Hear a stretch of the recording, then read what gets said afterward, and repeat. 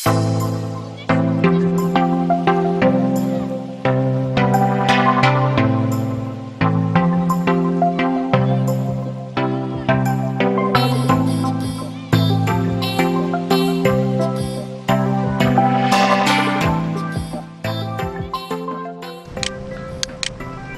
ခန်းစာတွေကတော့ဝန်ထမ်းကတ်ပုံစံရေးဆွဲတာပြုလုပ်တဲ့သင်ခန်းစာတွေလုပ်ကြည့်မယ်အရင်ဆုံးကျွန်တော် site တစ်ခုခေါ်လိုက်မယ်အဲ့တော့ကျွန်တော်စာရေးကြီးရဆိုင်ကဝဲလာတဲ့ဝန်ထမ်းကတ်ထဲတဲ့ plastic ကတ်အိတ်လေးတဲ့ရဲ့ site ကိုကျွန်တော်တိုင်းထွာလိုက်တယ်ပေါ့ဘယ်လောက်ထည့်ရင်ကောင်းမလဲပေါ့ဒီနေရာမှာပုံသွင်းနည်းအနေနဲ့ကျွန်တော်တွက်ထားလို့မရအောင်အဲ့ကျွန်တော်တန်းကြည့်လိုက်တယ်အကျယ်ရှိတယ်အမြင့်လေးရှိတယ်ဆိုတဲ့ site လေးဟုတ်ပြီအဲ့တော့စဉ်းစားလိုက်တာတန်းလိုက်တော့နှစ်ခွဲလေးကကွက်တီကျွန်တော်နည်းနည်း short မယ်တစ်စိမ့်စီဘယ်ညာတစ်စိမ့်စီကျွန်တော် short မယ်ဆိုတော့ 0.2 short လိုက်တော့ 2.3 အမြင့်ကိုလည်းအဲ့ဒီတိုင်း short လိုက်မယ်အမြင့်ကိုလည်းကျွန်တော် 2.8 အဲ့တော့ဒါကွာချင်းချင်းပြီးလုပ်တဲ့သဘောပါပုံစံနည်းရလို့တော့တွက်မထားဘူးပတန်ကရောင်လေးတစ်ခုပေးထားလိုက်ဟုတ်ပြီအဲ့ဒီနေထားမှာစတင်ပြီးတော့ဆက်ပြီးတော့ကျွန်တော်သွားမယ်ကျွန်တော်ဒီခဲတံလေးသုံးလိုက်မယ်ခဲသုံးပြီးတော့ကျွန်တော်ဒီလိုလေးဆွဲလိုက်မယ်ဒီညမှာပန်တူးသုံးလည်းရတယ်သူ့ချောမအောင် order လေးနဲ့ချော order လေးနဲ့ချော order လေးနဲ့ချော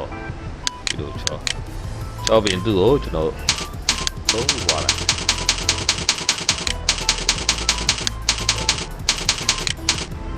ဒါပဲသုံးခုပွားပြီးတော့ဘာလုပ်ချင်လဲဆိုတော့ shape letter တူလုပ်ချင်တယ် order ပြီးဖြုတ်ချင်အရောင်လေးတွေထည့်မယ်ဒီမှာအရောင်လေးလိုက်ထည့်ရှူရောင်လေးဒီမှာနောက်အောက်ဆုံးကအနက်ရောင်လေးအဲ့လိုလေးလုပ်ချင်ပြင်ဒါတွေရဲ့အပြင်က stroke တွေကျွန်တော်မထည့်ချင်အဲ့လိုလေးနော်အဲ့ဒီဘက်က stroke တွေကျွန်တော်ဖြောက်ချင်တယ်ဒီဘက်မှာ object တိုင်းရဲ့ stroke တွေဖြောက်အဲ့တော့ဒီအောက်ဘက်က object ကိုကအလုပ်လုပ်ရတာမမြင်ရမှာဆိုရင်ကျွန်တော်ဖွင့်ထားပေးနော်ဒါကတ်ရဲ့နေထားလေးโอเคပြီးတော့မှကျွန်တော်စဝိုင်းတစ်ဝိုင်းလိုချင်စဝိုင်းတစ်ဝိုင်းအဲ့စဝိုင်းကိုဒီလိုဖြူရောင်လေးထားမယ်သူ့ရဲ့ outline ကိုဖြောက်ထား stroke ကိုဖြောက်ထားမယ်ဟောလို့သူနဲ့ alliance ကိုတခြားညှိအောင်ညှိပြင်ဒါလေးကို copy ထပ်ပွားမယ် control C control F shift နဲ့ order ပြီးတော့အဲ့ဒါလေးကိုတခြားရောင်ကိုဖြည့်ထားလိုက်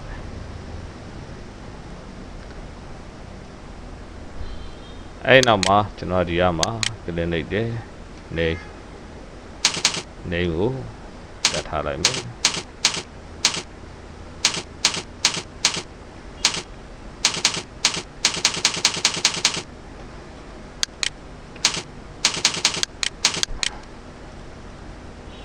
လေးကိုချက်ထားဟုတ်ပြီအဲ့တော့ order ပြီးတော့ switch to copy ပွားကိုကြိုက်တဲ့ site လေးချုပ်ပေးတာဒီနေရာမှာကျွန်တော်ရှာလူထည့်ခြင်းတာဟုတ်ပြီသူ့ရဲ့ဟာကိုကျွန်တော်ကသူတို့တွေကိုစန်တာပဲပေးတာစန်တာလိုင်းပေးထားမှာကျွန်တော် copy ပွားပြီးအောက်ဆင်းသွားလို့ရှိရင်ဒါသက်ရဲ့ကျွန်တော်သူလည်းအဲ့တိုင်းပဲစန်တာဖြစ်ပါစေဟ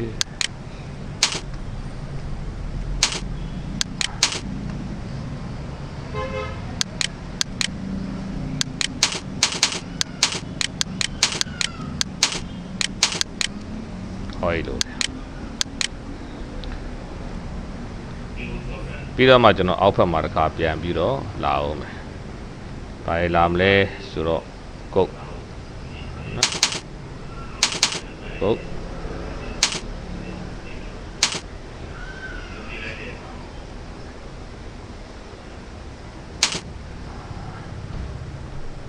ကုတ်ကိုနှိပ်တယ်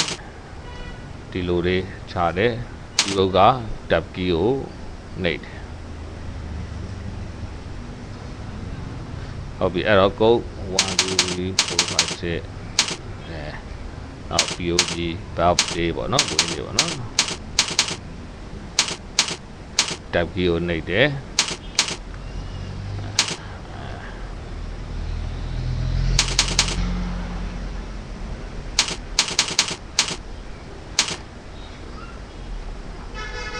နောက်က issue date ဒါကတ်ထုတ်ပေးတဲ့နေ့ပေါ့နော်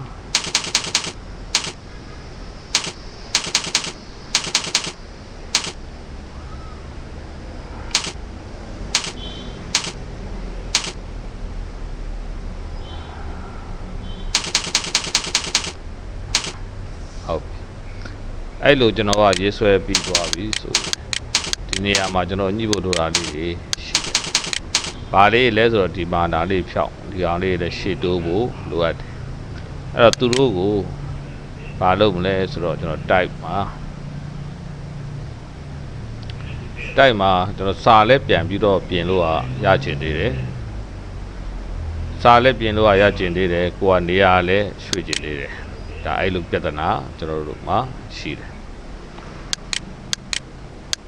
အဲ့တော့ကျွန်တော်သူ့ကိုဘယ်လိုကြည့်မလဲဆိုတော့ကျွန်တော်တို့ကိုလိုချင်တာတွေကိုညီညာလေးဖြစ်သွားဖို့ဒီကောင်လေးရဲ့ရှေ့မှာကာစာချရတယ်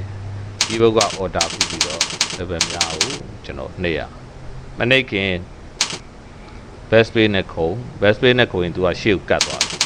သွားရင် order ပြီးတော့ဘယ်နဲ့ညာကိုကိုယ်တလို့နေရာရွှေ့ညှိလို့ရတယ်ဒါလေးကို click နှိပ်တယ် best page နဲ့ခုံနဲ့ order ဖိထားပြီးတော့ညာဘက်များကိုနှိပ်တယ်အပေါ်ကကောင်နဲ့ညီအောင်ညှိပေးအဲ့ဒီတိုင်းပဲသူ့ကိုလည်းကတ်တယ် order ပြီးတော့ဆွဲရွှေ့သွားတယ်အဲ့လိုလေးကျွန်တော်တို့ဖြစ်ချင်တာပြသူဒီနောက်ကသူနဲ့ align တခြားညှိပေး size နည်းနည်းလေးကြည့်လိုက်မယ်ဒီသဘောတရားလေး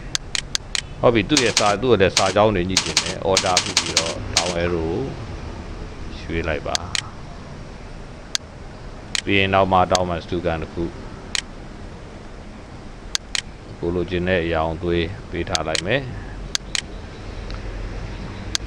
ပြီးရင်စာရိုက်မယ်တနေရာမှာရလိုက်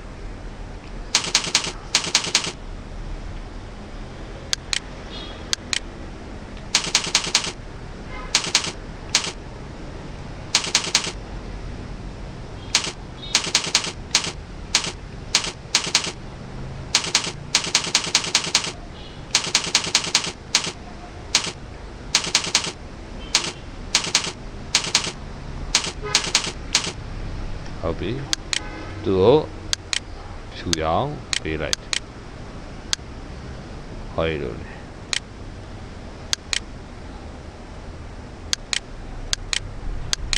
ဒါ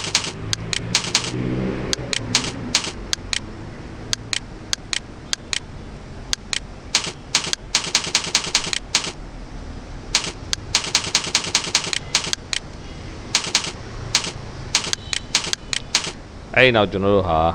ကတ်တွေကိုတယောက်ပြီးတယောက်ကိုစာဝင်ပြောင်းလိုက်ရုံပဲဒါကုတ်ဘလောက်နာမည်ဒါမျိုးချိန်ထားပြီးသားဓာတ်ပုံ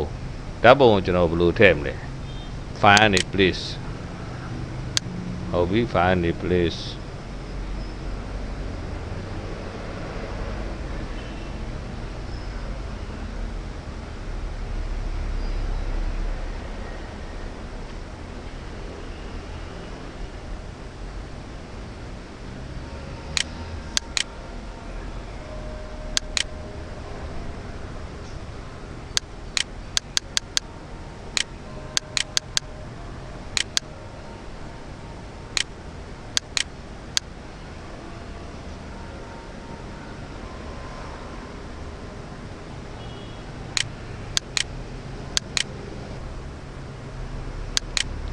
အဲ့တော့ find နေပြီးတော့ place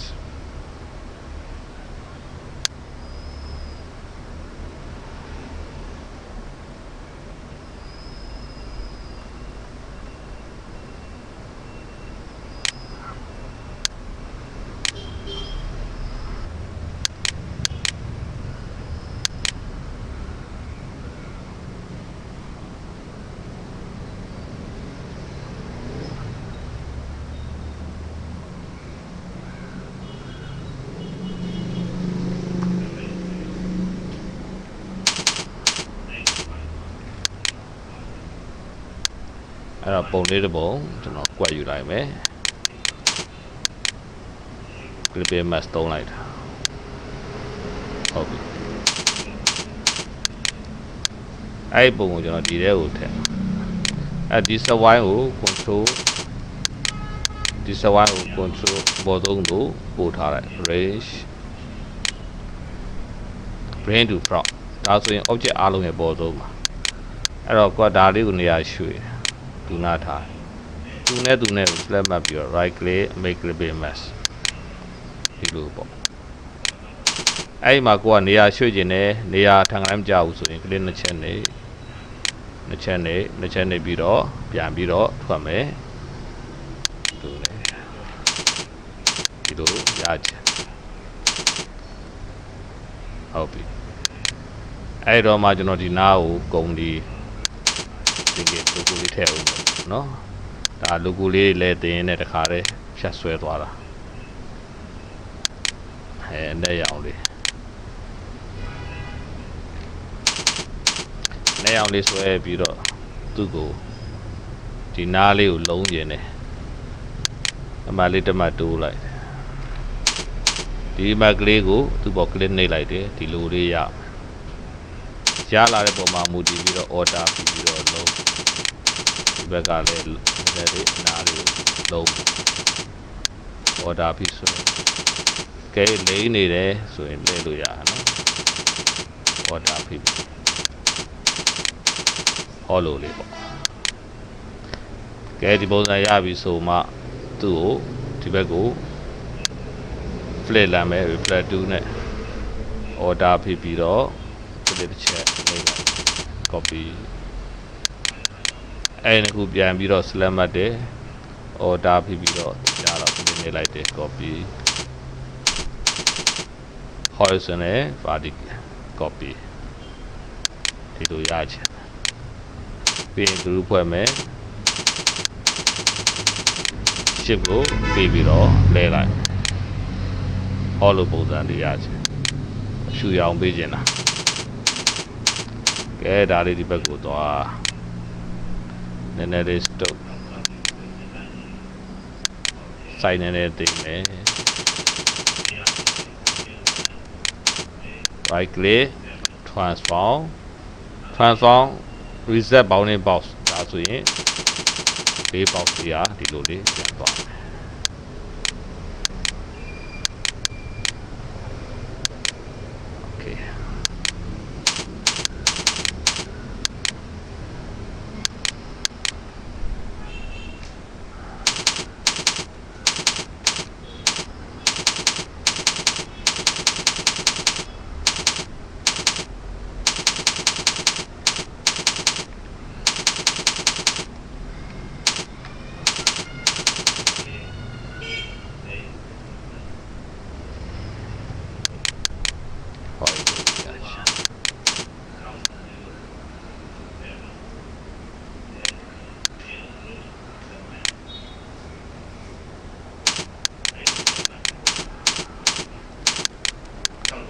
သူနဲ့အလိုက်တက်အောင်ချိန်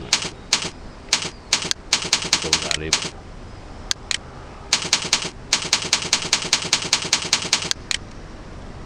ီးရင်သူ့ကို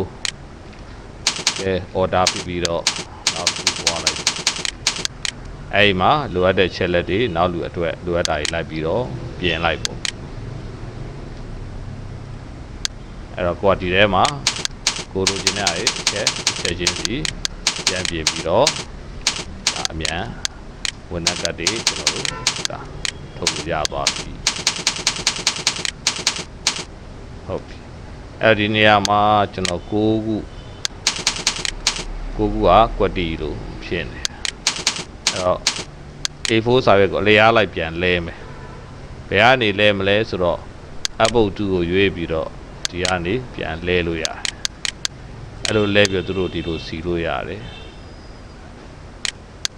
စာရွက်ပူတကယ်တော့ပုံပူပြီးတော့ရအောင်လို့စမ်းလာချက်ကြည့်မယ်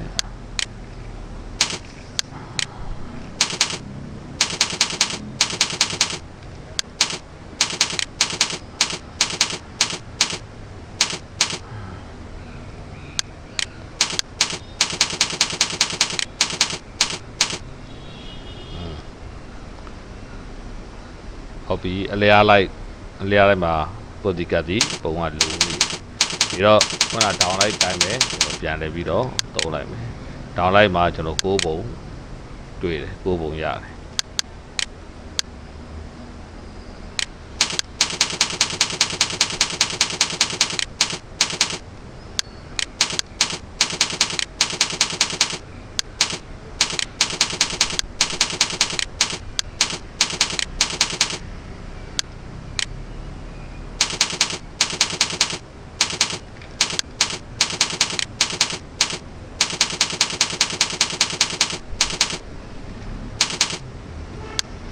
ပြီးရင် control G group ဖွဲ့မယ်သူစာမျက်နှာအကောင်တက်အောင်ညီပေးမယ်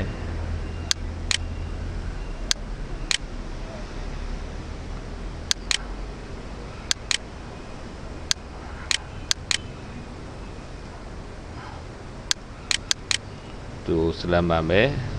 slide to apple အမျိုးလေး